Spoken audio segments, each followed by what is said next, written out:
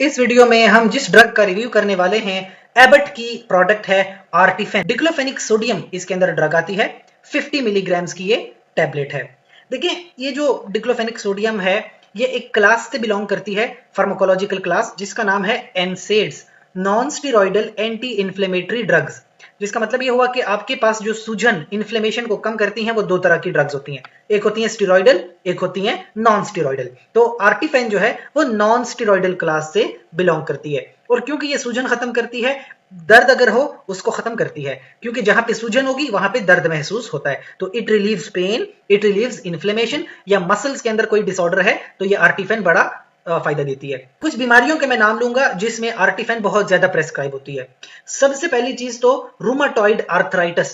देखिए, जो घुटने होते हैं ना, घुटनों के अंदर इन्फ्लेमेशन हो जाती है, सूजन हो जाती है, बड़ा दर्द महसूस करते हैं। ज्यादातर जो है बड़ी उम्र के लोगों में प्रॉब्लम है ये, लेकिन बड़ी उम्र से मुराद बहुत बुढ़े नहीं, जैसे कि 35 साल 40 साल इस तरह की उम्र में भी कभी कभी घुटनों में दर्द शुरू हो जाता है, रूमाटॉइड आर्थराइटिस होता है। इसके अलावा ऑस्टियो आर्थराइटिस। अब ये बीमारी वाकई में बड़ी उम्र के लोगों में है, जैसे 50 साल के बाद जो होते हैं, खवातीन में भी ज्यादा होती है, तो उसमें भी इस्तेमाल होती है आर्टिफेन। अच्छा, इसके अलावा एक बीमारी होती है एनकाइलोजिंग स्पॉन्डाइलाइटिस। इसमें यह होता है कि जो हमारी रीढ़ की हड्डी होती है ना, रीढ़ की हड्डी में कभी कभी आपस में फ्यूजन हो जाती है और हमें फिर बड़ी तकलीफ होती है चलने फिरने में, झुकने में, उठने बैठने में। उसके लिए भी आर्टिफेन इस्तेमाल होती है। खवातीन में डिस्मेनोरिया यानी मेंसेस स्टार्ट होने से पहले एक बड़ा शदीद किस्म का पेन होता है उन्हें यूट्रस में, तो उसको डिस्मेनोरिया कहते हैं। अच्छा, कहीं पे भी जिस्म में एक्यूट पेन हो रहा है, दर्द हो रहा है, तो आप आर्टिफेन इस्तेमाल कर सकते हो। अब आते हैं कि इस्तेमाल करनी कितनी है ना, हाउ टू यूज इट। अब 50 मिलीग्राम की तो आपको टैबलेट मिल रही है। देखें, इसकी डोज अलग अलग है, 50 भी है, 25 भी है और 75 भी है।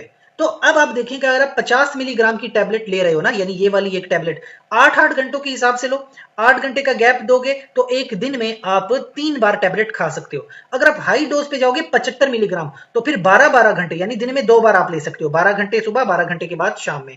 ठीक है। कुछ लोगों को कुछ साइड इफेक्ट्स हैं इससे, कभी कभी कुछ लोगों को उल्टियां होती हैं या कुछ लोगों का सर चकराता है। खैर, ये इतनी बड़ी बात नहीं है।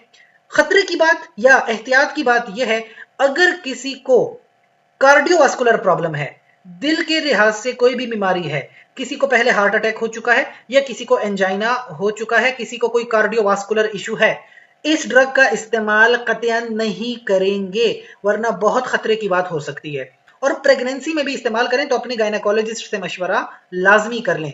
इसके अलावा अगर कुछ लोगों को ब्लड प्रेशर की भी बीमारी है ना, तो ब्लड प्रेशर में जैसे कि बेंजाप्रिल, एनाराप्रिल, इस तरह की मेडिसिन इस्तेमाल होती हैं, तो कभी भी आर्टिफेन और उनका इस्तेमाल एक साथ नहीं करना होता। इसके अलावा कोई सवाल है तो कमेंट सेक्शन में पूछिए, साथ ही चैनल को लाइक करें, कमेंट करें, शेयर करें, सब्सक्राइब करें। शुक्रिया।